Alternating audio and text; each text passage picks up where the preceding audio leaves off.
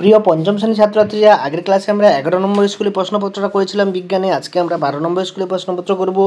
দেখো, তোমাদের page number দেখাচ্ছি। পেজ নাম্বার হচ্ছে 230 নম্বর পেজ। তোমরা খুলবে বইতে, সেখান থেকে পেয়ে যাবে।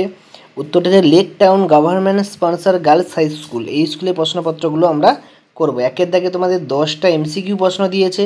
সেই 10টা এমসিকিউ প্রশ্ন আমরা এক এক করে আলোচনা করি, তারপরে অন্য প্রশ্নে যাচ্ছি। প্রথম প্রশ্ন দেখো, তুবড়ি বানাতে কি লাগে? উত্তর হবে কাঠকয়লা লাগে। একটি পরিবেশ বান্ধব পরিবহন, উত্তর হবে সাইকেল। এফপিও ছাপ কোথায় থাকে? না জেলির শিশিতে। নরম কাণ্ডের গাছ কোনটি? কলা। বিশ্ব বয়স্ক পালন দিবস 1 অক্টোবর। সুমেকার লেবু ধূমকেতু আছড়ে পড়েছিল কোন গ্রহের ওপরে? না বৃহস্পতি গ্রহের ওপরে। এরপরে আমরা চলে যাচ্ছি পরেরটায়। তারপরে বলছে পশ্চিমবঙ্গের প্রধান খনিজ সম্পদ কয়লা। অপ্রচলিত শক্তির উদাহরণ হচ্ছে সৌরশক্তি। সূর্য থেকে পৃথিবীতে আলো আসতে সময় লাগে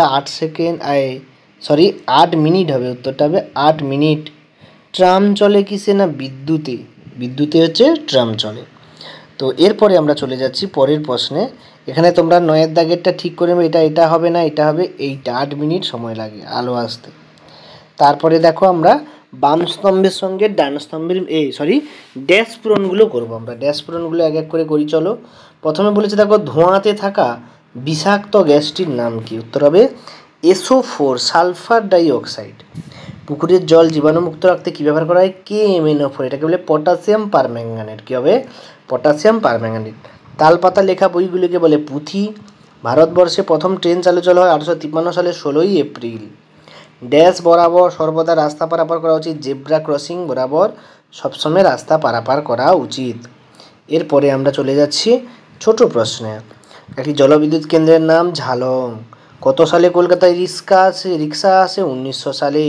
পানসি পাবে 271 নম্বর পেজে। পথের পাঁচালী বইটি কে লিখেছিল গো? না বিভূতিভূষণ বন্দ্যোপাধ্যায়। পশ্চিমবঙ্গের দুটি কয়লা খনি অঞ্চলের নাম রানীগঞ্জ এবং আসানসোল। কী হবে? রানীগঞ্জ এবং আসানসোল।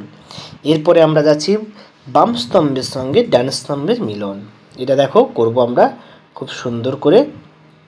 তো প্রথমটা কি বলেছে দেখো, প্রথমটা বলেছে ভূমিকম্প। এদের মধ্যে কোনটা হবে? ভূমিকম্প তোমরা জানো এখানে হবে প্রাকৃতিক দুর্যোগ। ভূমিকম্প এক প্রকার প্রাকৃতিক দুর্যোগ।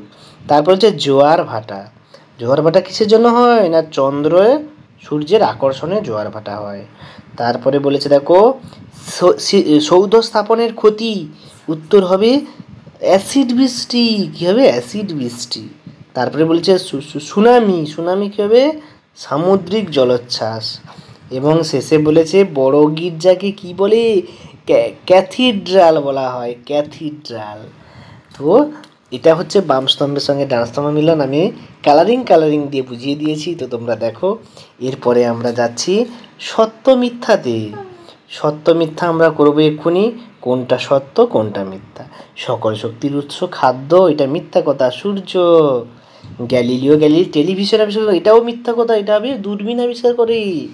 অমাবস্যা পূর্ণিমায় ভরা কোটা নয়, একদম সত্য কথা। সিগন্যালের রং সবুজ হলে রাস্তা হেঁটে পারাপার হতে হয়, এটা মিথ্যা কথা। সবুজ হলে গাড়ি যাবে, তুমি না। 18 বছর বয়সের কম মেয়েদের বিয়ে দেওয়া দণ্ডনীয় অপরাধ, একদম সত্য কথা। এরপরে আমরা যাচ্ছি বড় প্রশ্ন, স্বাস্থ্য ভালো রাখার দুটি উপায়। এটা পাবে 295 পেজে। জীবাশ্ম জ্বালানি 254 পেজের আইমেডিন সরকার নতুনটা তোমরা দেখবে। সব পেজ নাম্বার লিখে দিয়েছি, আর দেখালে ভিডিওটা বড় হয়ে যাবে। এই পেজ নাম্বারগুলো লিখে দিয়েছি, তোমরা ওখান থেকে লং কোয়েশ্চেনগুলো দেখে নেবে। সমাজভিত্তিক বন, মুখ্য জ্বর, গৌণ জ্বর সব দিয়ে দিয়েছি। রাস্তায় বেরোলে কী কী করবে? সূর্যগ্রহণ চিত্র 310 পেজে। শিশুদের অধিকার 340 পেজে। জলচক্রের ছবি সম্পর্কে 257 পেজে। এই হচ্ছে তোমাদের প্রশ্নপত্র। পরের ক্লাসে আমি 13 নম্বর স্কুলটা আলোচনা করব। তো তোমাদের যদি উত্তরগুলো তোমাদের ভালো লাগে এবং সহজ মনে হয়, তোমরা অবশ্যই চ্যানেলটিকে সাবস্ক্রাইব করবে, লাইক করবে, শেয়ার করবে বন্ধুদেরকে। কোনো সমস্যা থাকলে কমেন্ট বক্সে জানাবে। দেখা যাচ্ছে পরের ভিডিওতে পরের প্রশ্নপত্র নিয়ে আলোচনা করা হবে।